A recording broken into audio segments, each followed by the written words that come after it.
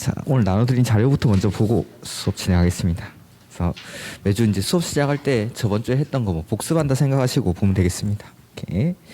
그래서 첫 번째 보면은 자, 1번에 광역도시계획이란 광역시 관할구역의 장기 발전 방향을 제시하는 계획을 말한다. 아니죠. 틀렸죠? 광역도시계획은 광역 나오면 둘 이상이라고 했죠. 둘 이상. 그래서 둘 이상의 관할구역에서의 장기 발전 방향. 그래서 둘 이상의 관할구역이 어딘지를 모르니까 먼저 지정이라는 걸 해야 되고, 그렇게 지정을 하면 거기를 광역계획권 이렇게 부릅니다. 그래서 광역계획권에서의 장기 발전 방향을 제시하는 계획이 요 광역도시계획. 그다음에 이번에 도시군 계획이란 특별시, 광역시, 시군의 관할구역에 대해서 수립하는 공간 구조와 발전 방향을 에 대한 계획으로 기본계획이랑 관리계획으로 구분한다. 이건 옳은 지문이죠. 그래서 광역도시계획은 광역계획권에서의 장기 발전 방향, 그 다음에 도시군 계획은 특별시, 광역시, 시군의 관할구역에 대해서 수립하는 계획이 바로 도시군 계획. 뭐 조금 이따 다시 할 겁니다. 그 다음에 3번에 용도지역, 지구의 지정이나 변경에 관한 계획은 관리계획에 해당한다. 맞죠? 이렇게. 그래서 관리계획의 내용이 6가지 있었죠. 네. 아, 그게 틀렸죠. 죄송합니다. 네, 제가 그게 틀렸습니다. 네. 그래서 가로 안에 광역시의 관할구역에 있는 군은 제외한다. 그것 때문에 틀린 겁니다. 네, 가로 안에. 네, 네, 틀린 지문이죠. 네, 제가 답을 표시 안 해와가지고. 그다음에 3번은 옳은 지문이죠. 관리계획으로 구체화된 내용 6가지 중에 요 하나였죠. 그래서 요거는 조금 이따 쓸 거니까 그때 다시 보도록 하고, 그다음에 지구단위 계획이란 지구 단위로 수립하는 관리계획이니까 도시군 계획 수립 대상 지역의 전부였습니까? 일부였습니까? 네, 일부. 이렇게. 그래서 뭐 나머지는 옳은 말이고 그 전부 또는 일부 때문에 틀린 거죠. 그다음에 도시군 계획 시설이란 기반 시설 중 관리계획으로 결정된 시설을 말한다. 옳은 지문이죠. 그래서 기반 시설 중에 관리계획 결정을 통해서 구체화가 되면 그걸 도시군 계획 시설 이렇게 부르죠. 이렇게. 그다음에 7번 용도지구란 토지 이용 및 건축물의 용도, 건폐율, 용적률 높이 등에 대한 용도지역의 제한을 강화하거나 완화하여 적용함으로써 용도지역의 기능을 증진시키고 경관 안전 등을 도모하기 위해서 관리계획으로 결정하는 지역을 말한다. 역시 옳은 지문이죠. 그래서 용도지구는 지역을 도와주는 역할, 기능 증진을 위해서 사용된다라고 했죠. 그래서 두 번째 줄에 용도지역의 기능 증진을 위해서 쓰이는 게 용도지구. 이렇게. 그다음에 8번에 기반시설 부담구역이란 개발로 인해서 기반시설이 부족할 것으로 예상되나 기반시설의 설치가 곤란한 곳에 지정하는 건 뭐였죠? 자, 개발 행위로 인해서 그 지역에 기반시설이 부족해집니다. 근데 그 부족해진 기반시설을 설치를 해야 되는데 설치가 가능한 지역이 있고 곤란한 지역이 있었죠. 그래서 곤란한 데 지정하는 게 개발 밀도 관리구역, 가능한 곳에 지정하는 게 기반시설 부담구역. 그래서 맨 앞에 기반시설 부담구역이 아니라 개발 밀도 관리구역 이렇게 해야겠죠. 개발 밀도 관리구역. 그래서 곤란한 곳에 지정하는 건 개발 밀도 관리구역. 이렇게. 그다음에 9번에 재개발 사업이란 정비 기반시설은 양호하나 정비 기반시설은 양호한데 노후불량 건축물에 해당하는 노후불량 건축물에 해당하는 공동주택이 밀집한 데서 하는 사업이 어떤 거였죠? 재건축이죠. 재건축. 그래서 재개발은 정비 기반시설은 열악하고 노후불량 건축물은 밀집한 지역에서 이런 데 사는 거. 그다음에 토지 등 소유자 이런 사람들이 나중에 조합원이 될 수 있다라고 했죠. 그래서 주거환경 개선 사업이나 재개발 사업에서는 토지만 가지고 있어도 되고 건물만 가지고 있어도 되고 그 토지 지상권자까지도 토지 등 소유자에 해당합니다. 근데 그래서 보면은 재개발 사업의 경우에는 토지 또는 건축물 소유자 또는 그 지상권자. 그래서 옳은 지문이죠. 이렇게 동그라미. 예.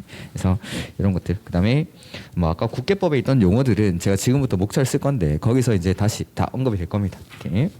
자, 보면은 오늘부터 이제 기본서를 가지고 강의를 하는데 일단은 뭐 11월, 12월 과정에서는 원칙들 위주로 볼 겁니다. 막 숫자들 나오는 거 그런 거 처음부터 외울 필요는 없습니다. 숫자들에 너무 연연하지 마시고 원칙적으로 어떻게 흘러가는지 이런 것들. 그래서 뭐 예외적인 것들 중에 봐야 되는 것들이 있을 텐데 그런 것들은 따로 언급을 드리겠지만 일단은 원칙 위주로 제가 쭉 설명을 해 나갈 겁니다. 요 국계법부터 해서. 그래서 일단은 국계법 보면은 용어들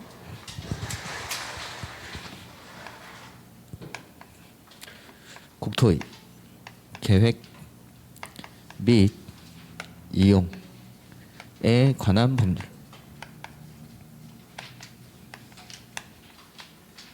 그래서 이 국계법은 규율하고자 하는 대상이 우리나라 국토 전체를 대상으로 먼저 계획을 세워서 규제를 하죠. 계획으로 규제를 하고 나서 뒤에 이용하는 것에 관해서 다룬 법률. 그래서 먼저 계획이 나온다라고 했죠. 첫 번째 했던 게 오늘 지문에 나왔던 게 요거 광역도시계획. 이 광역도시계획은 둘 이상의 관할구역에서의 장기적인 발전 방향을 제시하는 게. 그래서 둘 이상의 관할구역이 어딘지를 모르니까 먼저 정해줘야 되고 거기를 정하면 거기를 광역계획권 이렇게 부르는 겁니다. 광역계획권. 그래서 지정된 광역계획권에서의 장기 발전 방향을 제시하는 게. 그 다음에 나오는 게 도시 군 계획이죠. 그래서 방금 요 OX 지문에도 나왔었는데 이 도시군 계획이라는 건 관할구역 단위로. 여기서 말하는 관할구역이라는 게 6군데 있죠. 특별시, 광역시, 특별자치시, 특별자치도, 시, 군 이렇게 이런 것들을 하나 각각에서 수립하는 계획이 도시군 계획이고 도시군 계획은 다시 두 가지로 구분하죠. 첫 번째가 도시, 군, 기본 계획.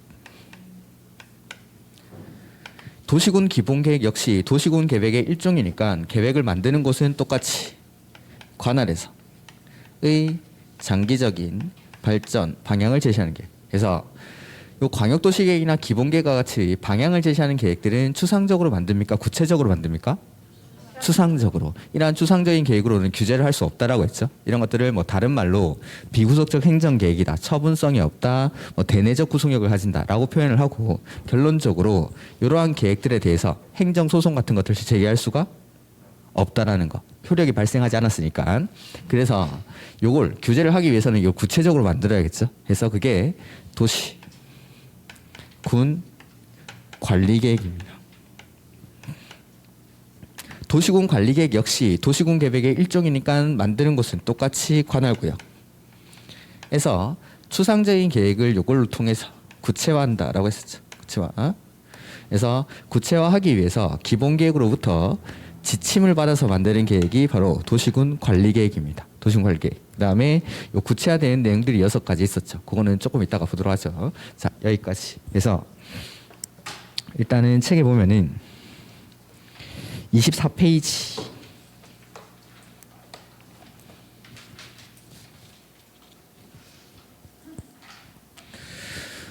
입문 과정에서 했던 것들이 이제 부동산 공법이 뭔지, 그래서 토지나 건물에 관한 공법이라고 했죠. 공법은 규제법이고, 그래서 큰 분류로서 토지에 관한 공법과 건물에 관한 공법으로 구분하는데 그 중에 첫 번째 나오는 게 여기 나오는 국계법입니다. 국계법. 그래서 국계법이고 그 다음에 행정구역의 체계라는 게 있었죠. 지금 우리 기본서에는 안 나와 있는데 조금 있다가 써야 되니까 보면은 행정구역을 크게는 중앙이랑 지방 이렇게 구분했었죠. 중앙이랑 지방으로. 그다음에 중앙에는 각부 장관들 중에서 가장 많이 나오시는 분이 국장. 그래서 국토교통부 장관이 있고, 그다음에 지방은 다시 광역지자체와 기초지자체 이렇게 구분했었죠. 광역지자체에 해당하는 게 특별시, 광역시, 도. 요걸 줄여서 시도 이렇게 했죠. 시도. 이렇게. 그다음에 기초지자체는 시, 군, 구 이렇게. 이 사람들은 상하관계를 가진다는 거. 그래서 맨 위에 국장이 있고 그 밑에 광역지자체, 그 밑에 기초지자체 이런 것들, 행정구역의 체계 이런 것들. 그래서 24페이지 보시면은 일단은 이런 것들이 이제 행정법을 배우기 위한 기본 상식 같은 것들이고 재정 목적 이런 것들은 뭐 좋은 말이니까 한번 읽어보시면 됩니다. 그다음에 용어의 정의에 나오는 것들은 뒤에 각 파트에 가서 제가 다 설명을 드릴 겁니다. 여기서 따로 볼 건 없고 따로 볼 건 27페이지. 27페이지. 가로 15번을 보시면은 국가계획이라는 게 나오죠. 요거 한번 읽어두죠. 국가계획. 그래서 중앙행정기관이 법률에 따라 수립하거나 국가의 정책적인 목적을 이루기 위해서 수립하는 계획 중 기본계획이나 관리계획으로 결정해야 될 사항이 거기 포함에 동그라미 하나 하시고 27페이지 가로 15번입니다. 27페이지 가로 15번. 그래서 수립하는 사람은 중앙행정기관이죠. 중앙행정기관이 계획을 수립하는데 그 사람이 수립하는 계획의 내용 안에 요거 기본계획이나 관리계획의 내용이 포함되어 있을 때 그걸 국가계획 이렇게 부릅니다. 국가계획. 그다음에 뭐 나머지 내용들은 일단 뒤에서 다 설명을 드릴 거고 그 다음에 29페이지 한번 볼까요?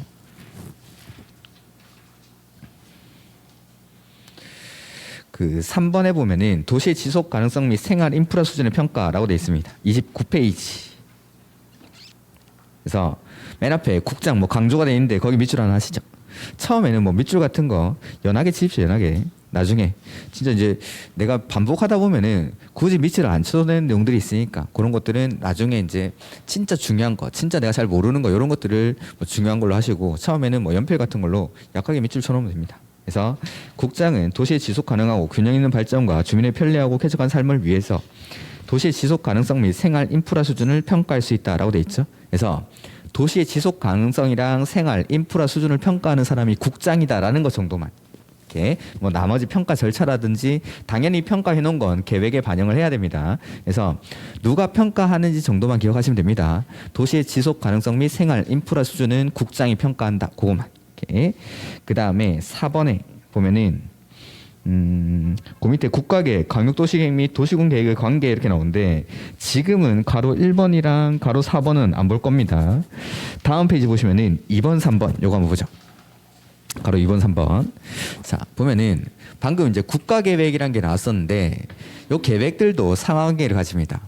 국가계획이 최상위 계획이고 그 밑에 광역도시계획, 그 밑에 기본계획, 그 밑에 관리계획 이렇게 해서 하위 계획을 수립할 때에는 상위 계획에 부합하게끔 계획을 수립합니다.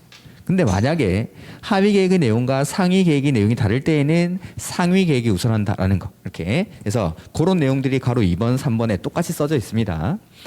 가로 2번부터 보시면은 광역도시계획 및 도시군 계획은 국가계획에 부합하여며라고 돼 있죠.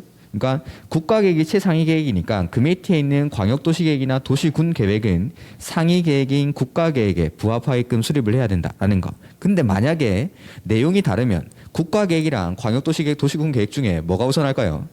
네, 상위 계획이. 그게 가로 2번이죠. 그 다음에 똑같은 게 가로 3번에 또 써져 있습니다. 보면은 광역도시계획이 수립되어 있는 지역에 대해서 수립하는 기본계획은 광역도시계획이랑 기본계획 중에 상위계획이 광역도시계획이겠죠. 그래서 기본계획은 광역도시계획에 부합하게끔. 근데 만약에 내용이 다르면 뭐가 우선하죠?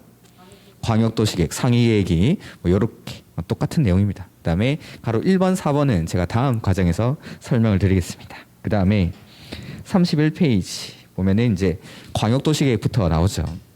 그래서 뭐 행정계획 이런 말이 나오는데 이런 것들은 방금 말씀드렸던 거. 자, 여기 광역도시계획이나 기본계획과 같이 방향을 제시하는 계획들은 추상적 계획이고 비구속적 행정계획이다라고 했죠. 그게 왼쪽 칸에 쭉 써져 있는 겁니다. 이렇게.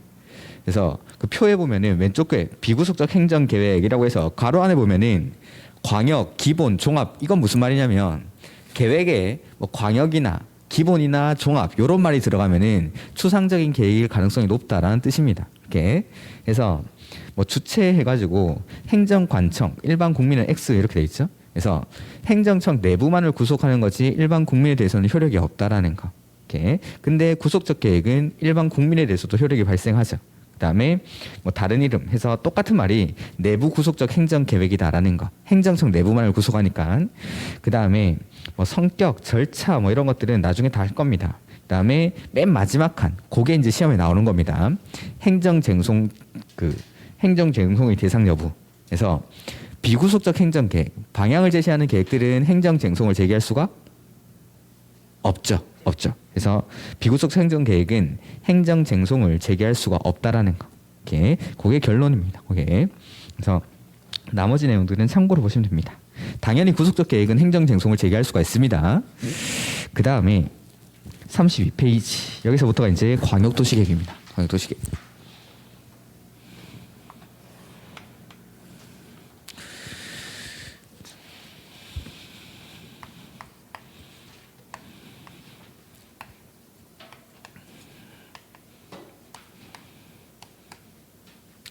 자, 보면은 여기 칠판에만 해도 지금 광역도시계획, 도시군 기본계획, 도시군 관리계획 이런 것들 계획이 써져 있고 앞으로도 수많은 계획들을 배울 겁니다. 자, 우리가 배우는 공법은 큰 분류에서는 행정법의 영역에 들어갑니다. 행정법에는 수많은 행정계획들이 있습니다. 여기 우리가 아는 거 말고도 그런 행정계획들을 만들 때에는 뭐 절차가 비슷비슷할까요? 완전 다를까요? 그렇겠죠. 다 행정계획이니까. 즉 행정법에서 각종 행정 계획을 수립할 때 계획이 만들어지는 기본 원리라는 게 있습니다. 기본 원리. 그래서 그 기본 원리를 지금부터 설명을 드릴 겁니다. 거기다가 이제 광역도시계획, 도시군 기본계획, 도시군 관리계획을 만드는데 계획의 특성에 따라서 그 기본 원리에서 살짝 바뀌는 겁니다. 그러니까 이 계획을 수립하는 절차를 외우지 말고 이해를 하시라는 겁니다. 이해를. 자, 지금부터 쓰는 건 광역도시계획이 만들어지는 절차가 아니라 행정계획이 만들어지는 기본 원리를 먼저 설명을 드리는 겁니다. 자, 첫 번째 일단 계획을 만들어야겠죠. 계획 만드는 걸 수립한다라고 합니다. 이렇게. 그 다음에 이렇게 만들어진 계획을 확인받아야겠죠. 그걸 승인한다라고 합니다. 그래서 모든 행정계획은 수립하고 승인합니다. 수립하고 승인하고. 그래서 제가 항상 이렇게 수업을 할 때 뼈대를 세워놓고 거기다가 큰 뼈대는 이제 목차가 되는 거고, 그리고 각각의 파트 안에서도 이렇게 큰 뼈대를 세워놓고 여기다가 이제 수업 과정을 해 나가면서 내용을 점점 살을 붙여 나갈 겁니다. 그러면은 처음부터 한꺼번에 모든 걸 다 하려고 하실 필요는 없습니다.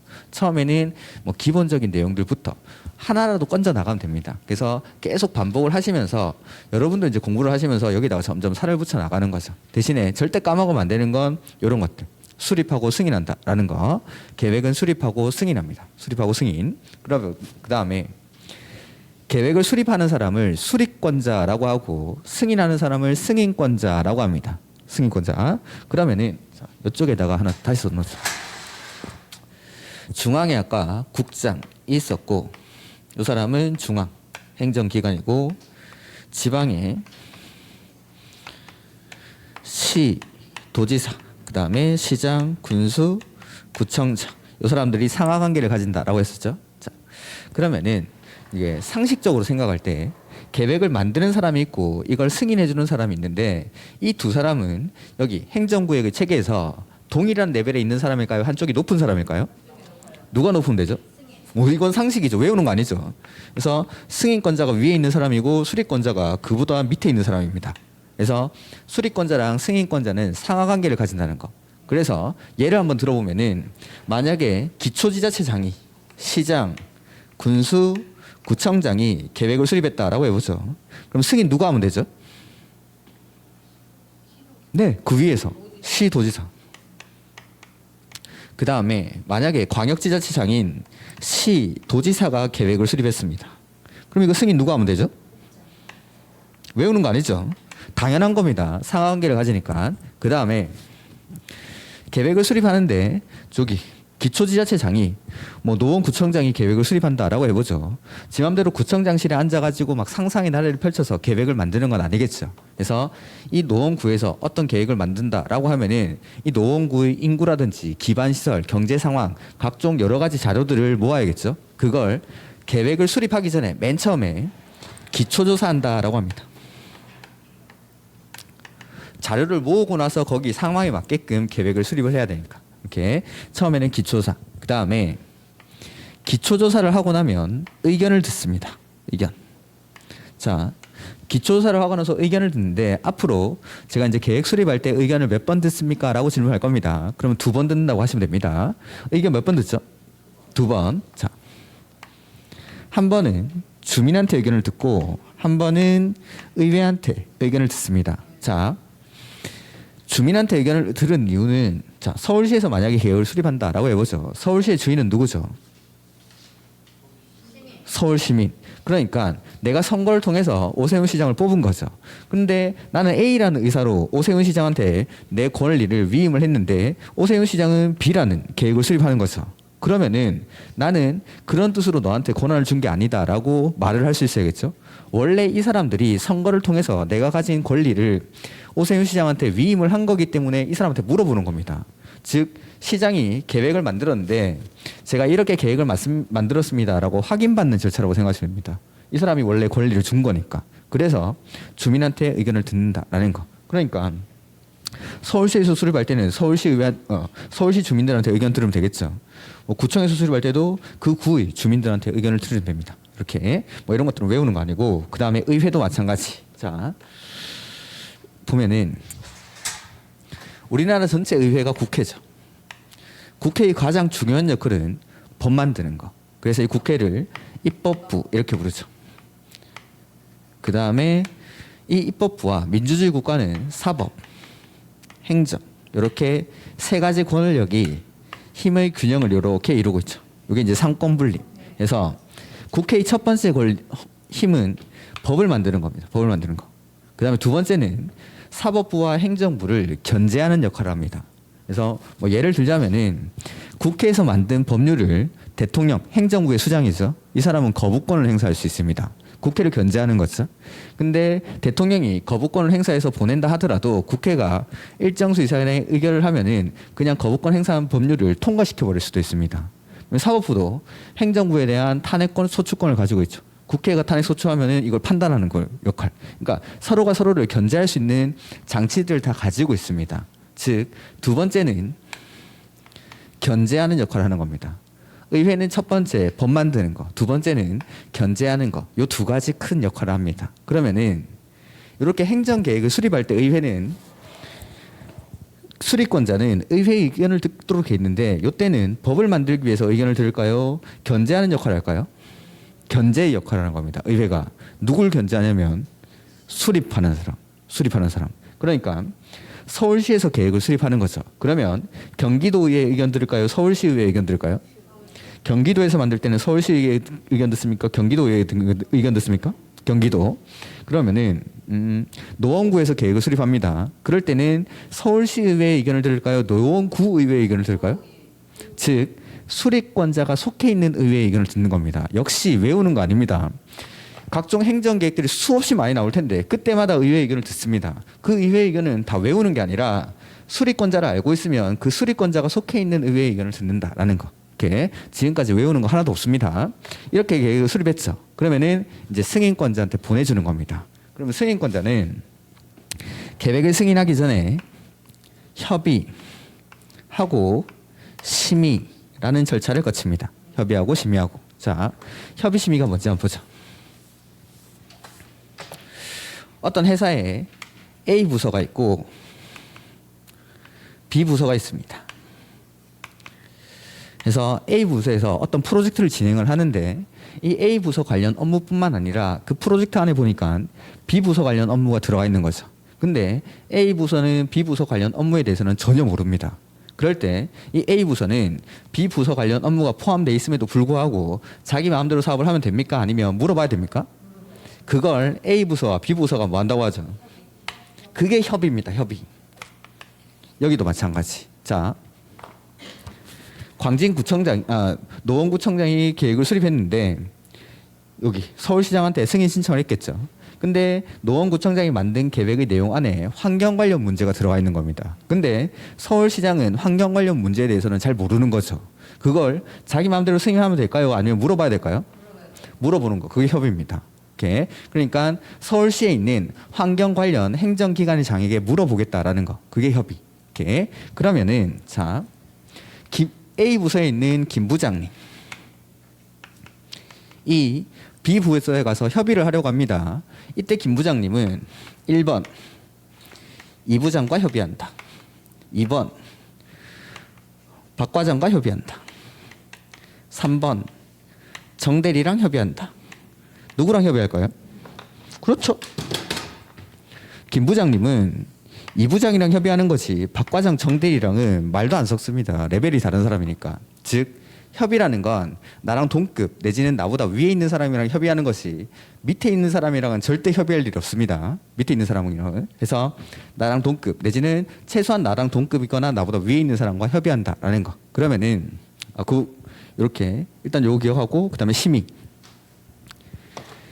심의라는 건 각종 위원회.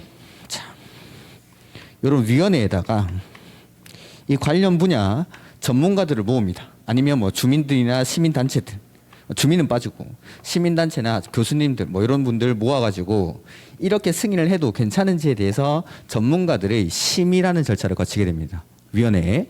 그러면은 이것도 마찬가지. 서울시장이 승인할 때에는 서울시에 있는 위원회의 심의를 거치면 되겠죠. 그러니까 지자체가 승인할 때에는 지자체에 있는 도시계획위원회의 심의를 거치는 거고 국장은 여기 행정구역의 체계에서 중앙에 있죠. 그러니까 이런 위원회가 중앙에도 있습니다. 그러니까 국장이 할 때에는 중앙이랑 즉 협의나 심의는 나랑 동급이랑 하는 것이 나보다 밑에 있는 사람이랑 건 할 일이 없습니다. 이렇게. 그래서 이런 것들을 한번 보면은 자, 시도지사가 승인을 하는 거죠. 그럼 시도지사는 여기 행정구역의 체계에서 중앙에 계신 분입니까? 지자체장입니까? 시도지사는? 시도지사는? 중앙이랑 지방 중에. 그러니까 중앙이랑 지방 중에는 시도지사는 지방에 해당하죠. 그러니까 협의심의도 지방에 있는 사람들이랑 협의랑 심의를 합니다. 그래서 협의는 지방에 있는 관계 행정기관의 장이랑 협의하고 심의는 보통 위원회가 우리 책에 가장 많이 나오는 게 도시계획위원회라는 게 많이 나옵니다. 그 도시계획위원회의 심의를 거치는데 시도지사는 지자체장이기 때문에 심의도 지방도시계획위원회의 심의를 거칩니다. 그러면 국장은 중앙에 계신 분이죠. 협의를 누구랑 할까요? 중앙에 있는 사람. 관계 중앙행정기관의 장이랑 협의하고 심의도 중앙도시계획위원회의 심의를 거칩니다. 그러니까 국장이 승인할 때는 중앙이랑 협의하고 중앙이랑 심의하고 지자체장이 할 때는 지방이랑 협의하고 지방이랑 심의를 합니다. 이렇게. 이게 행정계획이 수립되는 기본 원리입니다. 뭐 여기다가 좀 더 추가를 해야 되긴 하지만 일단 이렇게 흘러간다는 거. 자, 다시 한번 보죠. 수립권자랑 승인권자는 기본적으로 상하관계를 가집니다. 그래서 수립권자보다 위에 있는 사람이 승인해준다라는 거. 그 다음에 수립권자는 계획을 수립을 하기 전에 각종 자료들 모으기 위해서 기초조사라는 걸 하고 두 번째, 조사하고 나서 뭐 하죠? 의견 몇 번 듣죠? 2번. 한 번은 주민한테, 한 번은 의회한테. 그래서 의회는 외우는 거 아니고 이 사람들이 속한 의회의 의견을 듣는 겁니다. 그냥 수립권자가 속한 의회. 이렇게 수립을 하고 나서 승인권자한테 승인 신청을 하면 승인권자가 지자체장이다 할 때는 협의랑 시민을 지방이랑 요거는 어떻게 써져 있는지는 책에 나중에 보여드리겠습니다. 그다음에 국장은 중앙에 계신 분이죠. 그래서 협의 심의를 중앙이랑 이렇게 외우는 게 뭐 하나도 없는 겁니다. 이걸 다 외우고 있죠. 이걸 외우니까 공법이 어렵고 재미도 없고 암기상이 많다 이러는 거죠. 외우는 게 아닙니다. 자, 책에는 이런 내용들이 가로 1번 기초사, 가로 2번 뭐 주민의 의견 청취라고 해서 공청회라는 게 나올 겁니다. 그다음에 가로 3번 지방의회 의견 청취, 가로 4번 수립권자, 가로 5번 협의, 가로 6번 심의, 가로 7번 승인 이렇게 돼 있는 거죠. 근데 얘네들이 가만 보니까 책에는 가로 1번부터 7번까지 동일한 레벨로 쓰여 있지만 얘네들 중에서 엄청 중요한 게 하나 있습니다.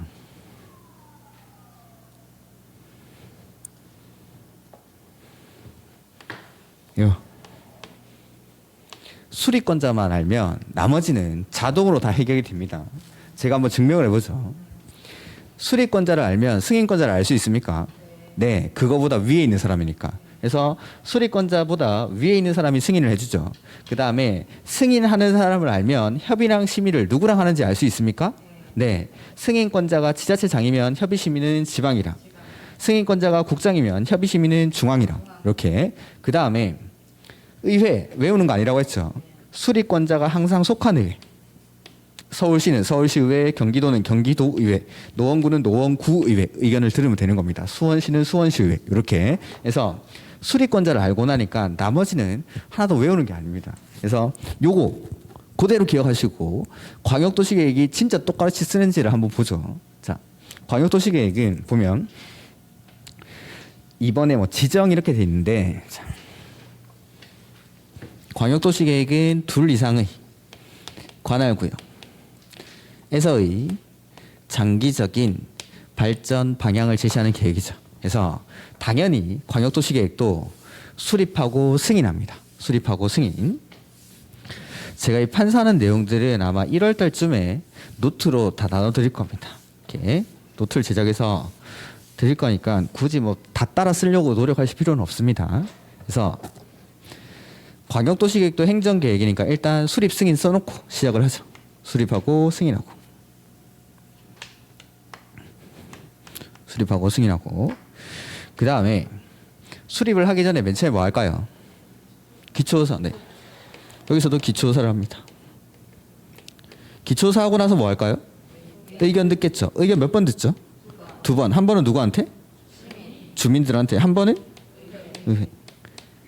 해서 수립권자와 계획을 수립했죠. 그러면은 승인권자한테 보내줍니다. 승인권자 승인하기 전에 뭐 해야 되죠? 협의하고 네 이렇게 합니다. 똑같이 썼죠? 네 이렇게 하는 겁니다. 광역도시계획도. 광역도시계획도. 근데 광역도시계획은 특징이 여기 둘 이상의 관할구역에서 수립하는 계획이다라는 거. 자, 둘 이상의 관할구역이 어디죠? 모르죠. 모르죠. 보죠.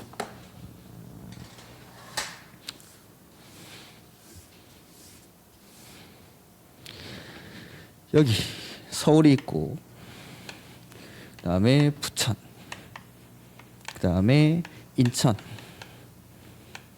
그다음에 안양 과천 성남 요 정도만 하죠. 이렇게 서울 주변에서 둘 이상의 관할구역을 묶어보겠습니다. 첫 번째 서울, 부천, 인천 이렇게 한번 묶어보죠. 둘 이상의 관할구역 맞죠? 서울, 부천, 인천 이렇게 동그라미가 2개 이상 묶였으니까 그 다음에 여기 안양, 과천, 성남 이렇게 한번 묶어보죠. 이것도 둘 이상 맞죠? 표시는 이렇게만 했지만 안양, 과천, 서울 묶을 수도 있고 안양, 과천, 부천 묶을 수도 있고 부천, 안양, 과천, 성남, 하남까지 묶을 수도 있고 안양, 과천, 성남, 하남 뭐 다 여기 주변 다 묶을 수도 있고 인천부터 해가지고 위쪽으로도 묶을 수 있고 그러니까 서울 주변만 해도 이 둘 이상의 관할구역이라는 경우의 수는 수도 없이 많이 나오는 겁니다. 그러니까 서울 주변에서 둘 이상의 관할구역이 어디냐라고 하면 모른다 하시면 모른다. 모르죠. 모르기 때문에 먼저 뭘 하냐면 지정이라는 걸 해줘요. 지정. 계획을 어디서 만드는지를 모르기 때문에 먼저 노란색에서 만들자, 빨간색에서 만들자라는 걸 지정을 해주는 겁니다. 그래서 거기 이번에 광역계획권의 지정이라고 되어 있죠. 그래서 둘 이상의 관할구역이라고 했는데 거기가 어딘지를 모르기 때문에 지정을 해줘야 되고 노란색에서 만들자, 빨간색에서 만들자 이거 정해주면은 그 노란색, 빨간색을 뭐라 부르냐면 광역계획권이라고 하는 겁니다. 광역계획권. 이렇게 지정된 광역계획권에서의 장기 발전 방향을 제시하는 계획이 광역도시계획. 그래서 광역도시계획은 수립하고 승인하는 건 똑같은데 그 전에 계획을 만드는 곳이 어딘지를 모르기 때문에 뭐 하죠? 이게 들어가는 게 차이점. 이게. 그러니까 행정계획을 수립하는 기본 원리에서 다 똑같지만 요 절차가 들어간다는 거. 지정하는 절차가. 그래서 지정하는 경우의 수를 볼 건데 자. 서울, 부천, 인천 이렇게 묶는 겁니다. 서울, 인천, 부천. 그러면은 지정하는 사람은 요 지정된 지자체장들보다 높은 사람이 지정해 줍니다. 이 사람들보다 높은 사람이 서울시장, 부천시장, 인천시장보다 높은 사람 누구죠?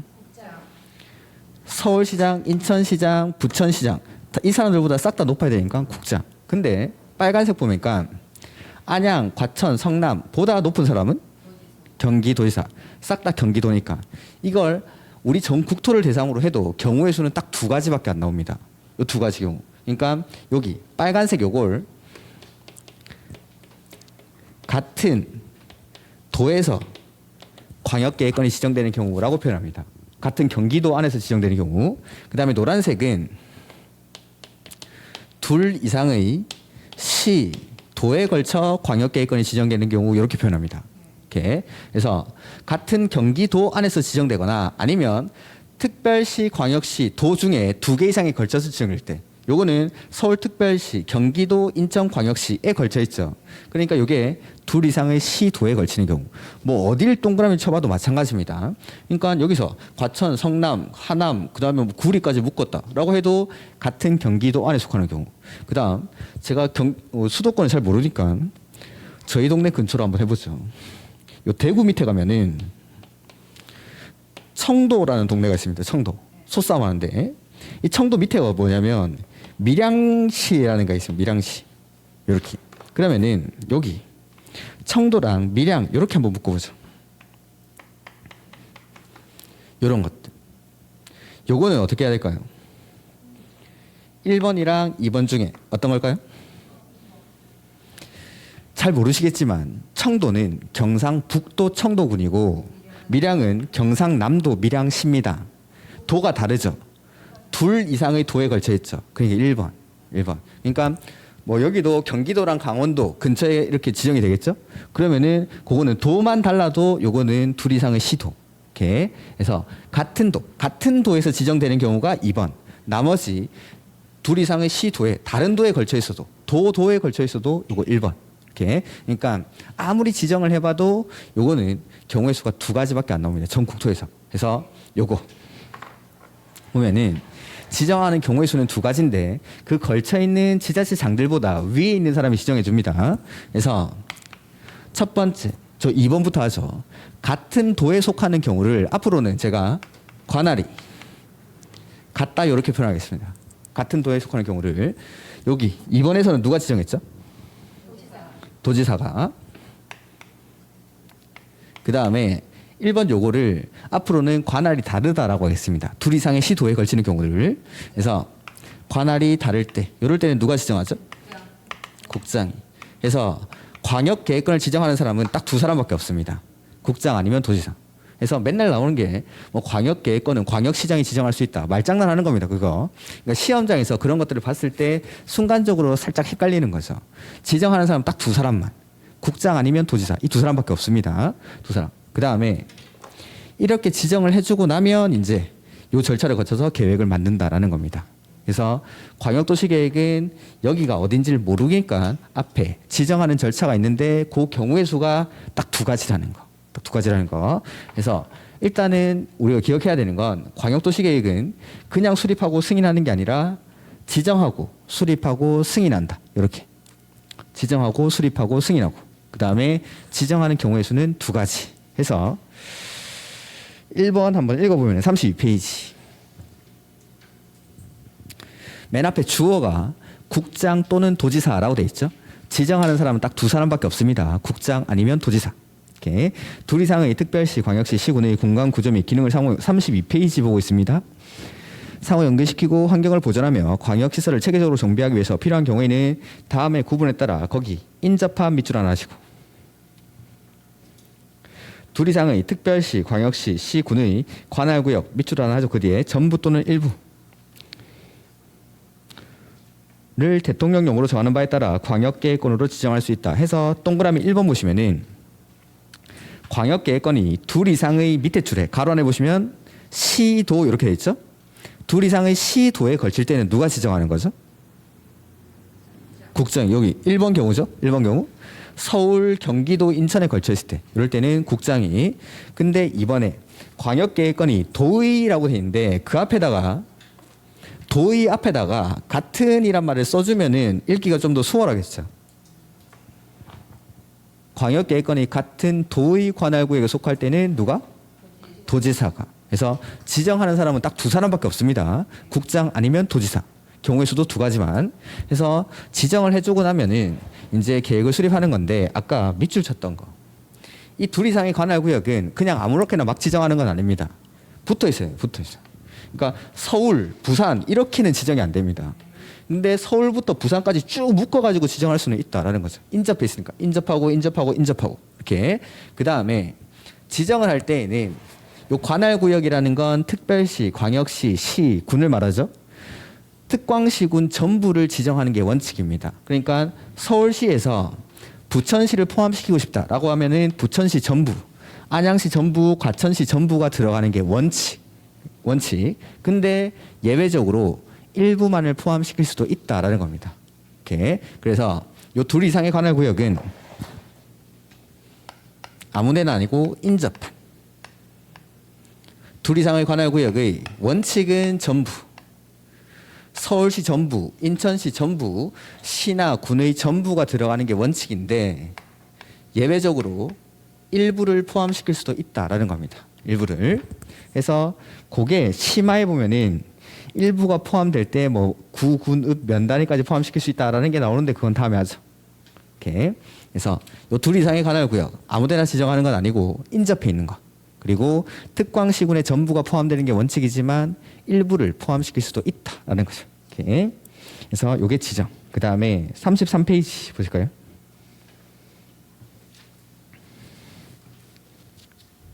지정 변경의 요청 이렇게 돼 있죠. 지정하는 사람이 딱 두 사람밖에 없죠. 국장 아니면 도지사. 그러니까 이 사람 말고 다른 사람들은 지정권자한테 지정해줘라고 요청할 수도 있고 바꿔줘라고 요청할 수도 있다라는 겁니다. 지정권자가 아닌 사람들은. 그래서 뭐 누가 하는지는 대충 보셔도 상관없습니다. 중앙행정기관의장, 시도지사, 시장군수는 지정권자 거기 국장 또는 도지사한테 지정할 수 있는 사람인 국장이나 도지사에게 광역계획권의 지정 또는 변경을 요청할 수 있다. 지정도 요청할 수 있고 변경도 요청할 수 있고 이렇게. 그다음에 광역계획권 지정 절차라고 되어 있는데 그거는 옆에다가 그냥 필기를 해두십시오. 의견 듣고 심의 거쳐서 지정하고 통보하고 이렇게 여기 써두시면 됩니다.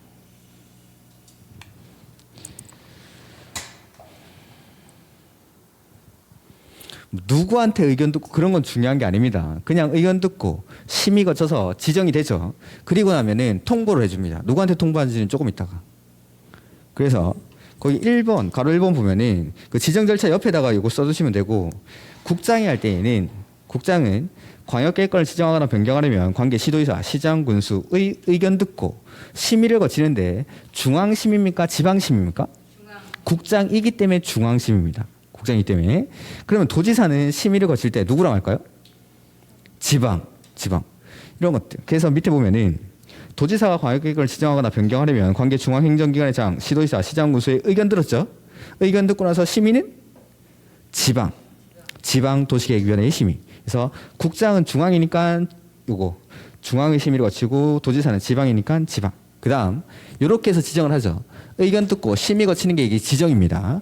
지정을 하고 나면 요거 계획 만드는 사람한테 계획 만들어라고 통보해 주는 겁니다. 수립권자한테. 그래서 이런 것들. 그다음에 3번에 광역도시계획 나오죠. 이렇게 지쳐 보이시네. 힘드시죠. 야간에 오면 첫 시간에 되게 힘들죠. 일하고 이렇게 막 추운 데서 일하세요 들어오면. 가로 1번 보면은 광역도시계획이란 요거. 둘 이상의 관할구역 여기가 어딘지를 모르니까 지정을 하고 지정이 되면 거기를 광역계획권 이렇게 부르죠. 그래서 지정된 광역계획권의 장기 발전 방향을 제시하는 계획. 이렇게. 그래서 뭐 성격은 아까 다 했던 겁니다. 비구속적 행정계획이고 처분성이 없어서 그거 행정쟁송의 대상이 되지 않는다라는 게 동그라미 1번, 2번에 써져 있습니다. 이렇게. 그다음에 수립 내용 지금 안 봐도 됩니다. 가로 4번의 수립 기준 지금 안 봅니다. 그 막 엑스포 치고 그러면 안 됩니다. 그거 나중에 할 거니까 일단은 지금 이런 것들은 안 봐도 된다. 그 다음에 4번에 광역도시계획 수립이라는 게 나오는데 수립할 때 맨 처음에 뭐 하죠? 네, 그래서 기초사. 자, 그리고 기초사하고 의견 듣고 협의하고 심의하고 이런 절차들은 반드시 거쳐야 되는 절차입니다. 필수적 절차. 그래서 기초사 해야 되고 의견 들어야 한다. 협의 심의는 거쳐야 한다지 거칠 수 있다, 들을 수 있다 이런 거 아닙니다. 그러니까 기초사도 보면은 맨 끝에 뭐라고 돼 있죠? 가로 1번에 네, 그거 하여야 한다와 미추. 기초사의 맨 마지막에 하여야 한다. 그건 보시면 됩니다.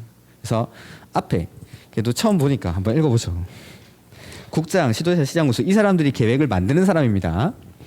광역도시계획을 수립하거나 변경하려면 미리 인구, 경제, 사회, 문화, 토지용, 환경, 교통, 주택 그 밖에 대통령령으로 정하는 다음 사항 중 그 광역도시계획 수립 또는 변경에 필요한 사항을 거기 조사하거나 측량 뭐라고 돼 있죠? 하여야 한다. 그래서 위에 있는 말들 그냥 우리가 이제 시험 지문에도 기초사를 하여야 한다라고 나올 수 있지만 위에 있는 거 그거 그대로 다 써가지고 지문을 일부러 길게 늘어뜨리는 겁니다. 그래서 시험을 어렵게 만드는 가장 쉬운 방법은 지문을 늘어뜨리면 됩니다. 그럼 일단 읽는데 오래 걸리고 핵심적인 단어를 찾기가 되게 힘들어집니다. 쓸데없는 거에 막 눈이 가니까. 이렇게. 그래서 앞에 있는 것들 막 여러 가지 조사한다 하면은 아 이게 기초조사구나라고 하시면 됩니다. 그리고 하여야 한다라는 거. 옆에 있는 박스 안 보셔도 됩니다. 그다음에 자 인구에 대해서 자료 조사를 하려고 하는데 이미 다른 행정기관이 인구에 대해서 조사해 놓은 게 있습니다. 그거 달라고 할 수 있겠습니까? 네, 그겁니다. 가로 2번. 국장, 시도지사, 시장군수는 관계 행정기관의 장에게 기초에서 필요한 자료를 제출하도록 요청할 수 있다. 그리고 별다른 사유가 없으면 요청에 따라야 된다라는 거죠. 그 다음에 내가 하기 힘들면 전문기관에 의뢰할 수도 있다. 네, 그겁니다. 가로 3번. 그래서 국장, 시도지사, 시장군수는 효율적인 기초조사를 위해서 필요하면 기초조사를 전문기관에 의뢰할 수도 있다. 내가 직접 하지 않고. 그래서 자료조사 해놓은 거 있으면 달라고 할 수도 있고 내가 직접 하기 힘들면 전문기관에 요청할 수도 있다라는 거. 그 다음에 인구 같은 거, 인구, 경제, 사회, 문화에 대해서 조사를 했죠. 자료 조사한 내용을 계획 만들고 바로 폐기하는 게 아니라 이걸 보존해서 유지하고 있습니다. 그게 그 보면 국장, 시도지사, 가로 4번에 시장 군수는 기초조사를 실시한 경우 해당 정보를 체계적으로 관리하고 효율적으로 활용하기 위해서 거기 밑줄 하나죠. 기초조사 정보 체계 32회 시험에 처음으로 나왔습니다. 만들어진 지가 한 2년, 3년 됐는데 올해 처음으로 기초조사 정보 체계라는 단어가 시험에 처음으로 나왔습니다. 이렇게. 그래서 구축 운영하여야 한다 하는 거. 그리고 요건 변동사항은 그 밑에 5년마다 검토. 그래서 앞으로 뭐 재검토 이런 게 나올 건데 우리가 배우는 대부분의 재검토는 5년마다 합니다. 대부분의 재검토는 대부분이라고 했지 전부는 아닙니다. 그래서 재검토 나오면 5년인데 5년을 외우는 게 아니라 5년 아닌 걸 그러니까 외워야겠죠. 그래서 대부분의 재검토는 5년이니까 5년 아닌 것들을 위주로 이렇게.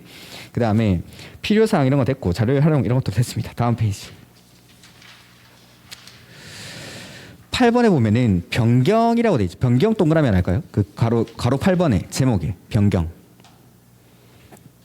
앞으로 뭔가 이 변경 이런 거 나오죠. 변경할 때는 처음처럼 합니다. 처음처럼. 소주가 생각나면 안 되겠죠. 변경할 때는 처음 했던 거랑 똑같이 합니다. 그러면은 자, 처음에 계획 수립할 때 기초조사 했습니까? 그럼 변경할 때도 기초조사를 해야 됩니까? 네, 처음이랑 똑같이. 처음에 계획 수립할 때 의견 들었죠. 변경할 때도 의견 들어야 됩니까? 네, 처음이랑 똑같이. 자, 처음에 승인할 때 협의심의 했죠. 변경할 때도 협의심의 해야 될까요? 네, 처음이랑 똑같이. 항상 여기뿐만 아니라 앞으로 모든 변경은 처음이랑 똑같이 합니다. 처음이랑 똑같이. 다만 또 예외가 있긴 있습니다. 그래서 항상 변경이란 게 나오면 처음이랑 똑같이 만약에 처음에 어떠한 사안에 대해서 허가를 받았습니다. 근데 이 허가받은 사항을 변경하려고 하는 거죠. 그러면 허가받은 사항을 변경할 때는 허가받을까요? 신고할까요? 처음처럼. 처음에 허가받았으니까 변경할 때도 허가받습니다. 처음에 내가 만약에 인가받았죠. 그러면은 변경할 때도 그렇게 하는 겁니다. 항상 처음처럼. 변경 나오면 처음에 했던 거랑 똑같이 하는 겁니다. 그래서 처음에 기초조사를 했기 때문에 변경할 때도 기초조사를 하여야 한다. 할 수 있다 아니고. 이렇게. 그 다음에 이번에 공청회 개최라는 게 나오죠. 그게 요 주민의 의견 청취 절차입니다. 주민의 의견 청취. 자, 보면은 주민한테 의견 들을 때 광역도시계획에서는 공청회라는 절차를 거칩니다. 공개적으로 들어보겠다 이말이에요. 공개적으로 의견을 듣겠다라는 겁니다. 자, 공청회는 그 공청회를 개최하기 14일 전까지 공고를 합니다. 요거에 대해서 공청회를 개최하겠습니다라고. 그러면은 뭐 서울시청 대회의실에서 공청회를 개최한다라고 하면은 그 대회의실에 뭐 서울시에서 수립하는 계획에 관심 있는 사람들이 막 모이겠죠. 서울 주민들이라든지 관계 전문가들이 요 시청 대회의실에 모였습니다. 그러면 이렇게 공청회를 개최할 때에는 단상에서 서울시 뭐 도시계획과 과장님이 나와가지고 막 발표를 하는 거죠. 우리가 광역도시계획을 이렇게 수립했습니다라고 발표를 하면서 뭘 해주냐면 오늘같이 이렇게 쌀쌀한 날 히터를 싹 틀어주는 겁니다. 히터를 틀어주면 이 사람들 뭐 할까요? 자죠. 이렇게 재밌는 공법 시간을 다 자는데 다 자겠죠. 다 재우고 나서 발표가 끝나고 나면은 의견 청취 절차니까 공개적으로 듣겠다라고 했죠. 공개적으로 물어보고 들어주는 겁니다. 의견이 있으신 분 발표하십시오라고 하는 거죠. 잤는데 발표할 수 있는 사람이 있을까요, 없을까요? 주민한테 의견 듣는 절차를 이렇게 재우고 의견을 들어도 될까요? 네, 됩니다.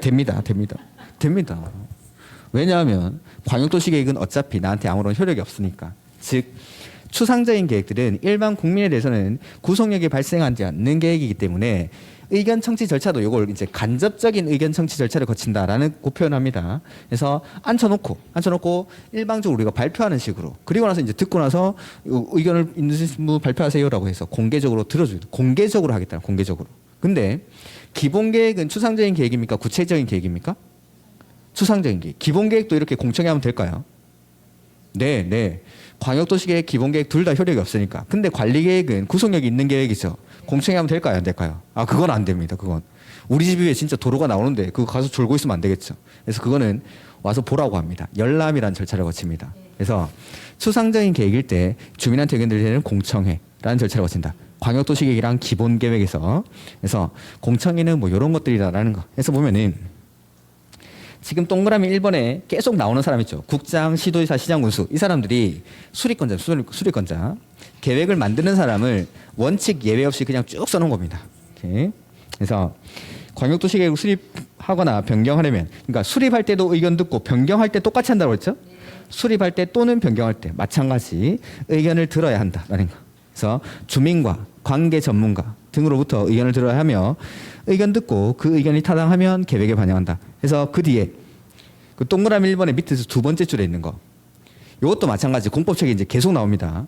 의견을 듣고 그 의견이 타당한 경우에는 당연히 계획에 반영을 해야 됩니다. 의견 듣고 타당하면 반영한다. 계속 나옵니다. 앞으로. 그래서 의견 청취 절차에서 의견 듣고 그 의견이 타당한 경우에는 계획에 반영하여야 한다라는 거. 오케이. 그다음에 2번 이하는 공청회 개최 절차인데 요거는 1월 달에 하도록 하죠. 오케이. 그 옆에 페이지. 3번에 보시면은 주민한테 의견 들었죠. 그다음에 누구한테 의견 듣죠? 의회, 지방의회. 근데 요거는 수리권자를 보고 나서 보면은 뭐 쉬운 거니까 일단 그거 놔두시고 그 뒤에 보면은 4번에 큰 4번에 광역도시계획의 수리권자라는 게 나오죠. 수리권자. 자 보면은 인문 강의에서 잠깐 했었는데 공법에서 광역 이런 말 나오면 다 뭐라고 했죠? 광역 나오면 둘 이상. 자, 2명 이상이 모여가지고 사회에서 어떤 일을 하려고 하는 겁니다. 2명 이상이 모여가지고 어떤 일을 할 때 가장 합리적인 방법은 뭘까요? 그렇죠. 협의해서 같이 하는 겁니다. 협의해서. 그게 가장 합리적인 방법. 그래서 법에서도 2명 이상이서 할 때에는 항상 협의해서 같이 합니다. 헷갈릴 수 있겠네. 이거 좀 지우죠. 이거 놔둬야 되는데. 협의해서 공동으로. 자, 광역 이게 안 나와도 관계없습니다. 이거보다 더 중요한 게 요 이후. 만약에 뭐 시험엔 2 이상 이렇게 나오는 게 아니라 한글로 2 이상 이런 글자가 나올 겁니다. 지문에서 2 이상 나오죠. 여러분이 무조건 찾아야 되는 거 이거. 협의 아니면 공동. 이거 없으면 틀린 지문입니다. 그냥 2 이상이 나왔을 때는 뭔가 2 이상 보인다. 그럼 무조건 그냥 반사적으로 협의라는 글자를 찾아야 됩니다. 그러니까 밖에서도 사회생활할 때 가장 2명 이상이 모여가지고 합리적인 방법은 협의해서 같이 하는 게 합리적인 방법이죠. 그러니까 신혼부부가 있습니다. 감녀 그다음에 을남 이 2 사람은 부부인데 야식을 시켜 먹으려고 하는 거죠. 근데 부인은 치킨이 먹고 싶고 남편은 피자가 먹고 싶습니다. 어떻게 해야 되죠? 그렇죠. 가장 합리적인 방법은 피자나라 치킨 공주가 가장 합리적인 방법인데 가정의 평화를 위해서는 치킨을 먹는 게 좋겠죠. 근데 그거는 합리적인 방법은 아니죠. 합리적은. 그러니까 협의해서 같이 하는 거예요. 협의해서. 그래서 오늘은 뭐 치킨 먹자. 다음에는 근데 협의를 했으니까 피자를 먹자. 뭐 이런 식으로 협의를 하는 겁니다. 마찬가지입니다. 법도 항상 이렇게 상식적인 선에서 움직이는 겁니다. 상식적인 선에서. 2명 이상이 나와서 자, 요건 이제 지우죠. 2 이상이라는 글자가 나오면 항상 협의해서 같이 합니다. 근데 협의가 항상 이루어지는 건 아니겠죠. 자, 협의가 이루어지지 않고 싸웁니다. 그러면 싸울 때는 말려줘야겠죠. 그럼 싸우는 사람들보다 위에 있는 사람이 말려주는 겁니다. 위에서. 자, 한번 해보죠. 과천시장, 성남시장 막 싸우고 있습니다. 누가 말리면 되죠? 도지사가. 서울시장, 인천시장 싸우고 있습니다. 누가 말리면 되죠? 그겁니다. 그거. 이 공식. 2 이상 나왔죠? 그러면 원칙은 협의합니다. 근데 협의가 안 되죠? 그럼 위에서 싸움 말려줍니다. 계속 나옵니다. 계속 이것도. 그래서 수리권자라고 돼 있는데 광역도시계획은 2 이상의 관할구에서 만드는 거죠. 2 이상이죠. 어떻게 합니까? 협의해서 같이 해서 광역도시계획은 이게 잘 기억이 하면 이게 공동. 누가 공동으로 하는지 일단 됐고 같이 한다는 거. 2 이상에서 만드는 거기 때문에 같이 합니다. 자, 지정해 주는 건 여기 위에서 지정해 줬죠. 지정을 해주고 나면 여기 걸쳐 있는 사람들이 같이 만듭니다. 같이. 그래서 2 이상 나오면은 협의나 공동이란 글자를 반드시 찾으셔야 됩니다. 협의나 공동. 그래서 여기서도 2 이상에서 만드는 거라서 협의해서 같이 합니다. 협의서 같이. 자, 누가 같이 하는지 한번 보죠.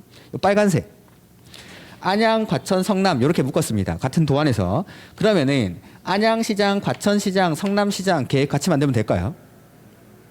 네, 네. 걸쳐 있는 지자체장들이 뭐 만약에 양평까지 걸쳐 있다. 그러면 양평 군수도 즉 같은 도안에서 요걸 제가 관할이 같다라고 표현한다고 했죠. 도안에서는 도 밑에 있는 사람들 시, 군이 도 밑에는 기초지자체로 시랑 군이 있었죠. 그러니까 도 밑에 있는 시랑 군이 같이 만드는 겁니다. 같이. 그러면은 여기 노란색에서 서울, 부천, 인천 이렇게 묶여 있을 때는 서울시장, 부천시장, 인천시장의 계획 같이 만들면 됩니까? 그건 아닙니다. 그건. 자, 보죠. 우리 집애가 앞집애한테 두들 맞고 온 거죠. 내가 열받아가지고 앞집에 가가지고 띵동 했습니다. 근데 그 앞집에서 그 애 아버지가 나오는 게 아니라 그 집 우리 애를 두들 팬 애가 나온 겁니다. 그럼 내가 직접 주워박습니까? 아니면 우리 애를 내보내가지고 싸워 해야 됩니까? 우리 애를 내보내야죠. 내가 직접 걔를 지어박을 수는 없죠. 근데 띵동 했는데 앞집에서 아버지가 나왔다. 그때 이제 내가 나서는 겁니다. 보면은 인천, 서울은 여기 광역지자체죠. 근데 부천은 기초지자체죠. 이 사람들은 레벨이 안 맞습니다. 레벨이. 서울시장은 부천시장이랑 겸상도 안 합니다. 겸상도. 그러면은 서울시장, 인천시장이랑 부천에서는 누가 나오면 될까요? 도지사가 레벨이 맞는 사람, 이 사람 서울시장, 인천시장이랑 레벨이 맞는 사람이 나와야겠죠. 시도지사가. 요 경우는 보면은 둘 이상의 시도에 걸치는 경우라고 했죠. 그러니까 요거는 부천이 걸쳐 있다라고 보는 게 아니라 서울, 인천, 경기도의 일부가 걸쳐 있다라고 생각하시면 됩니다. 그래서 여기서는 시도지사가 같이 만나요. 시도지사가. 같은 도에서는 시장, 군수가 같이 만드는 거고 둘 이상의 시도에서는 시도지사가 항상 레벨을 맞춰서 같이 다녀야 됩니다. 그래서 관할이 다를 때는 시, 도지사가 같이 합니다. 요까지만. 예외 있습니다. 예외 있는데 일단은 같이 한다는 거. 이거 말고 같이 한다는 거. 그래서 거기 4번에 수리권자의 첫 번째, 두 번째 칸 보이십니까? 거기 공동 동그라미 같이 한다만. 그 수리권자의 표로 돼 있죠. 표로 돼 있는데 첫 번째 칸, 두 번째 칸. 시장 군수가 공동 수립의 공동 동그라미, 시도지사가 공동 수립의 공동 동그라미. 맨 왼쪽 칸에 수리권자의 공동만.